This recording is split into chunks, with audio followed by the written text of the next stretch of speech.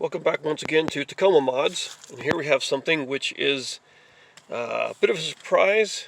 I've decided to go ahead and do it. And see this big box right here actually has a snorkel.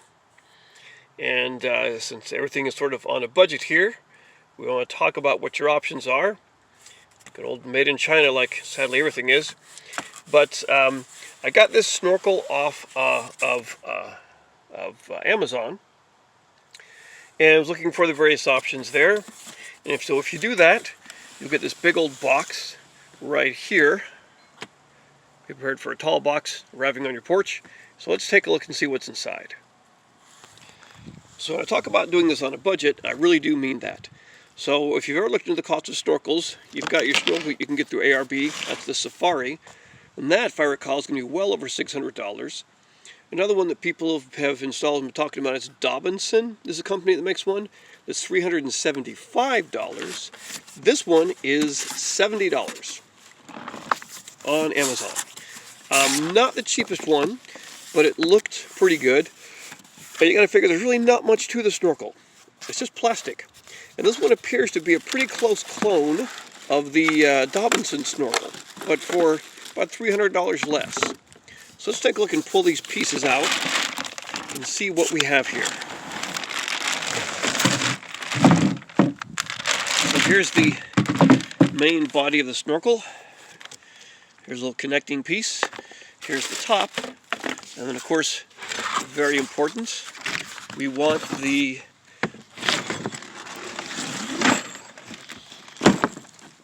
hardware here. There we go, the hardware. So let's take a look and see if this looks like it's a decent quality or not. So here's the top. Looks very much like what you see with the Safari and other more expensive snorkels. You can see this little grating right here is a separate piece held on by some bolts. And look at the thickness of the plastic here. It really is pretty heavy duty. And it's not overly heavy, but it really is tough and dense looking. So definitely not low quality, it appears, from the quality of the plastic. And this is the main body of the snorkel.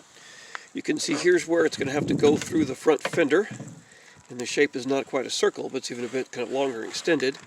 And this will be a 4.5 inch diameter cut here and here for that. And we have the bolts that will go through. And it seems like no matter where you get this or which pay, has this sort of number and letter combination stenciled in here.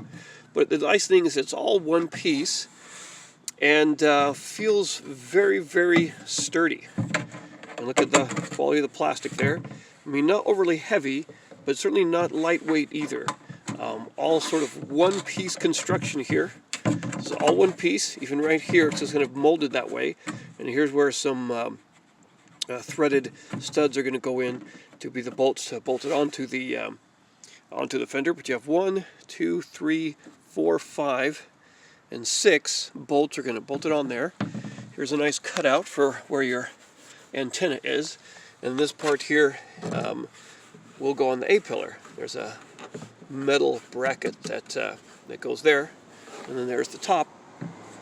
And once again, you can look and see the thickness of that plastic, just how heavy duty it looks. You can see it is a bit textured, and really as far as quality, I can't see that it's any lower than what you would get in things costing hundreds and hundreds of dollars more. Of course, here's the bag of hardware. Various things. Here's the bracket to attach to the A-pillar, and you have these kind of hose clamps that will clamp various pieces of it together. There is a black one in there that is to go around here and hold on this top piece, make sure that's secure. And these ones that aren't black are the interior. Now, to connect, once it goes through your fender, the snorkel to your air intake, we have this bit right here. And this is a really, it's pliable rubber, but pretty, again, dense, very, very dense and feels very solid. And this part here is going to connect onto the snorkel, and then you have this which will connect onto your air intake, and then we have the hose clamps which hold those nice and tight. And of course, perhaps most important is this is the template.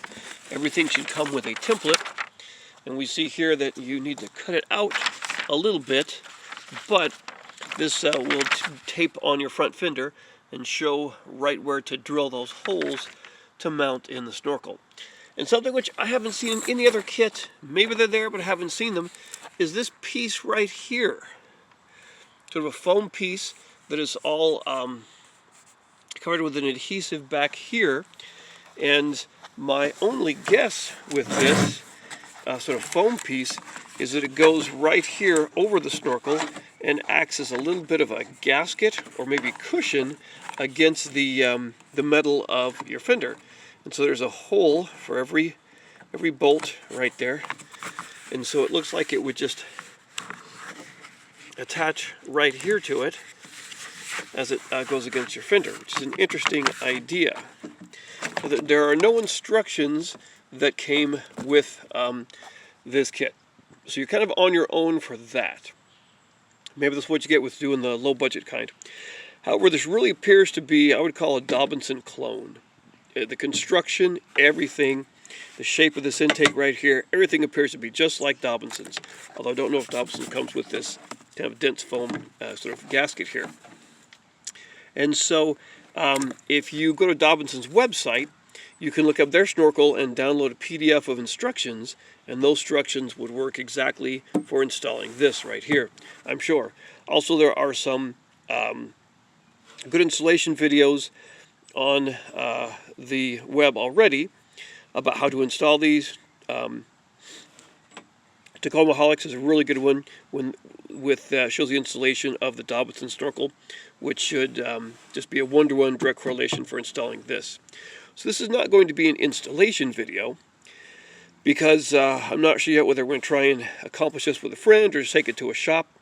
Now, if you want to have a shop install this and you just want to spend your own $70 for it, look for shops that do 4x4 installations and customization, and you should probably be able to find one that will do that for maybe like around $500.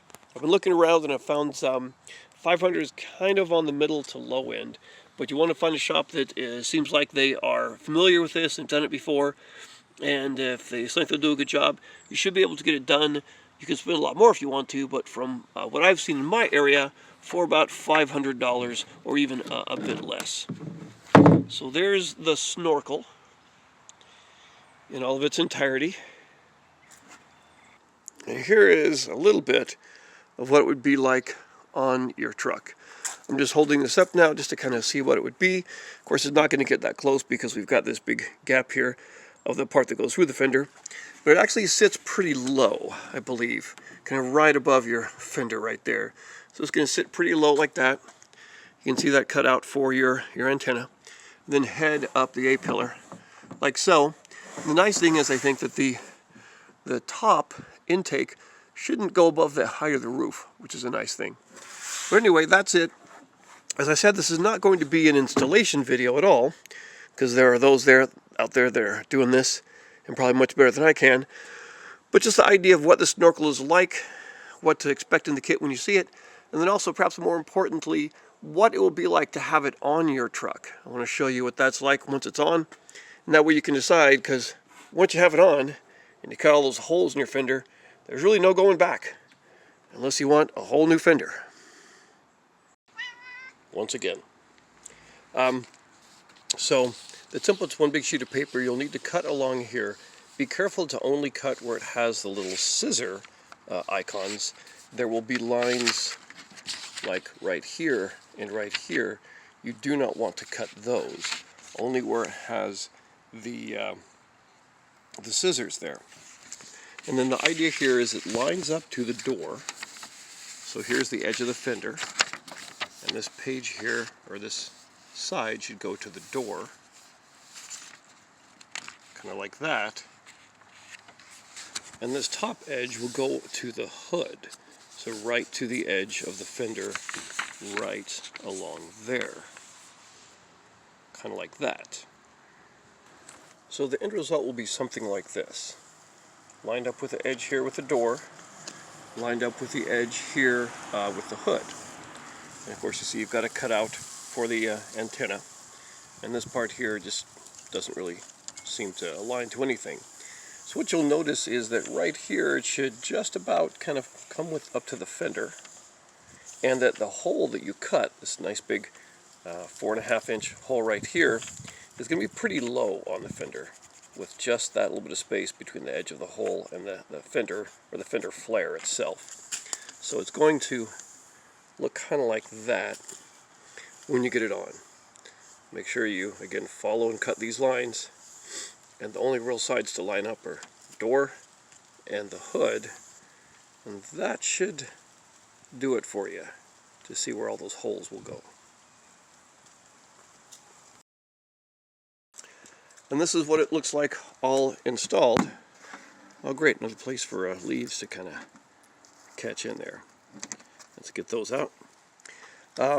Anyway, really sturdy. That's the whole look right there. So a couple of questions you might have. It was kind of a pain to install. Actually was. It took me and a friend about 5 hours to do it, kind of in a cold evening. It was actually not evening when we started, but it got colder and darker as we went on. If you're lucky and you have all your stuff together, it might take about 4 hours to do this.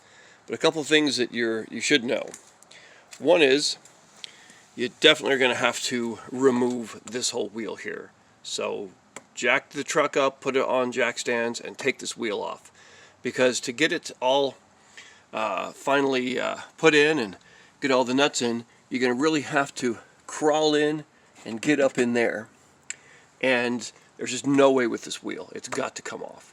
Another thing is you're going to want to pull off this wheel well liner really about as much as you can. I mean, from out here all the way there.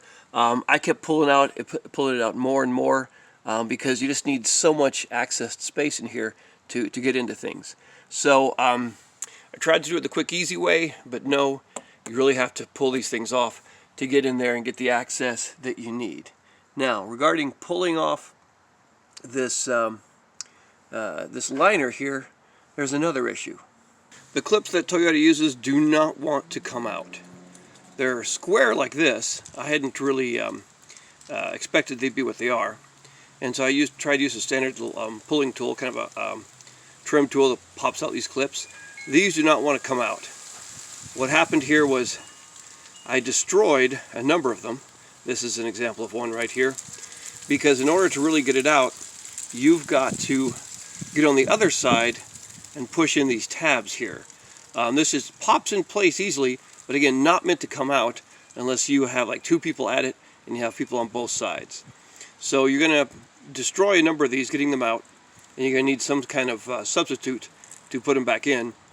You may be able to get a few out in decent condition. I was able to get 3 out that way and reuse them, but you're going to need to get some more of these or something to hold it back in, because these just generally do not want to come out at all. So that's kind of what you're faced with here.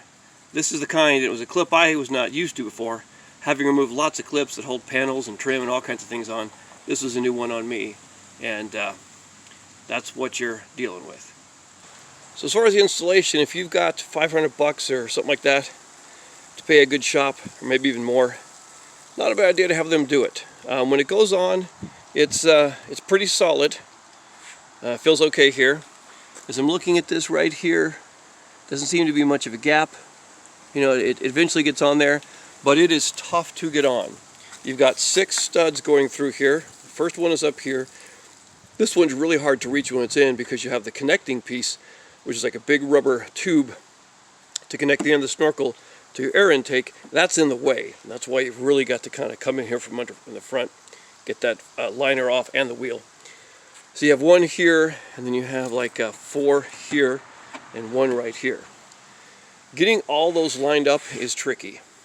So when you have the template, really be careful. I maybe wasn't as careful as I should have as far as trying to line it up here on your door and on your hood, and maybe tape it down in a number of places so it doesn't move a whole lot.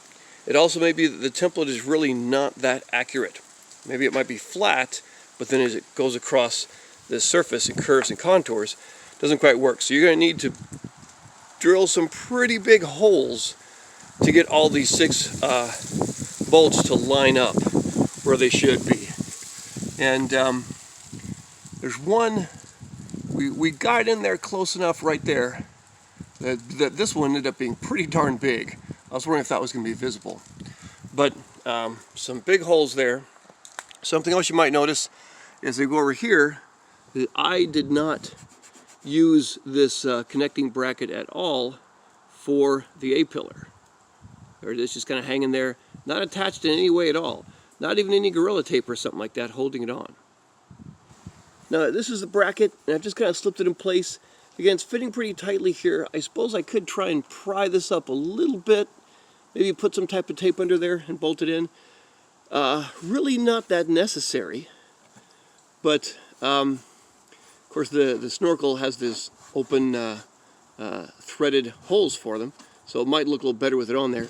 But yeah, it's not that necessary because it really is held on so tightly here. And what does it look like here? You can see there's kind of this gap right along here. I was thinking it would have been sitting flush against the A-pillar there, but it's not. It's kind of open. But it works on the other side, so I think it's in place fairly well.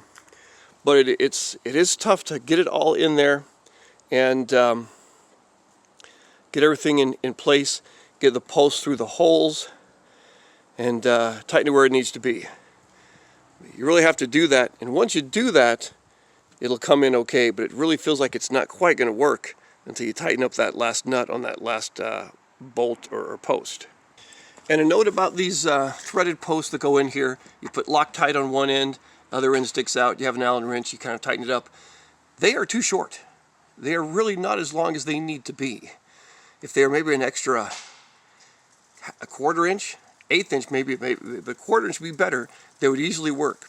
As it was, we had a real tough time getting them through the holes and then having enough of that threaded post left to put the head, the nut on. And these are the washers that it comes with. Notice how they're really big, and it's good that they're really big because your holes will end up being pretty large. But these washers are a little bit thick, and in many cases the washer was too thick to get the washer and the nut on there, and that's a problem. So you might want to get some thinner washers, brass, something that's really soft and pliable. And one thing we noticed was that when it didn't quite work, you could put the nut on without the washer.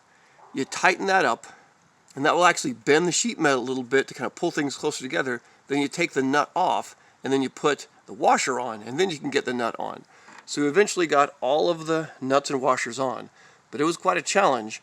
And 2 of these we didn't end up using just because they just didn't quite work, to end up being too thick. Another thing, there's just such little space to work in there, especially this one. This one was really, really tough. And the posts stick out such a small amount that what we found out in some cases we had to do was to actually put grease on this side of the washer, stick that with the grease to the inside of the sheet metal here, and then while that was held on, get that washer on, try and get started, and then get it going. A ratcheting wrench is a good way to go with that one. I think it was 1/2 inch for some reason on those nuts. And once you kind of start tightening all those up, it'll pull things together and make it adhere to the fender here pretty well. This one looked like it wasn't going to go, but bit by bit we tightened them up, got them in there. So the end result looks pretty good. But here's something that's a bit surprising, and that's this gasket thing here, which seemed like a really, really nice idea. However, as I mentioned, those those threaded studs were just too short. Look at this thickness here. There was no way at all they were going to work with this. So this was included, but it was not going to fit at all. I mean, that's a good bit of thickness right there. That might be 3/16 of an inch. Look at that. So I put this on. Of course, it's got an adhesive on this side. Not very strong, but I put this on, and it would not go in at all. We hardly had it fit in, and I forgot about this. Pulled it off, put this on, was not going in. So you might as well toss this, unless you can find that same size of threaded bolt that's significantly longer. This is just not going to work at all. So I'm not sure what they were thinking. So as is with a lot of cheaper made, probably Chinese produced items, sometimes they're okay, but instructions are lacking. This had practically none. And other details like the fit and the finish and all that aren't that great. But again, it's finally in there, and it does the job. What's it like driving around or having a snorkel on your truck? That's a good question. My first thought was this door. Is that going to impede the door or do anything at all? So let's open it. And you can see that, nope, the door actually swings out and has enough space here. So nothing comes close to touching, in case you're wondering that. That was me wondering. There it is. It doesn't interfere with the door at all. So that's no problem. And you can see it's really designed to cut out here for your antenna. So when it's on, when you get through all that process, it's pretty good. But from the inside, what's it like? Well, here I am in the driver's seat, and there it is. So it is certainly noticeable. Can't quite hide, even though it's behind the A-pillar a little bit. So you can see it there, sticking out a bit in front all the way. And there's the intake, the opening right there. So there's no escaping it, it's there.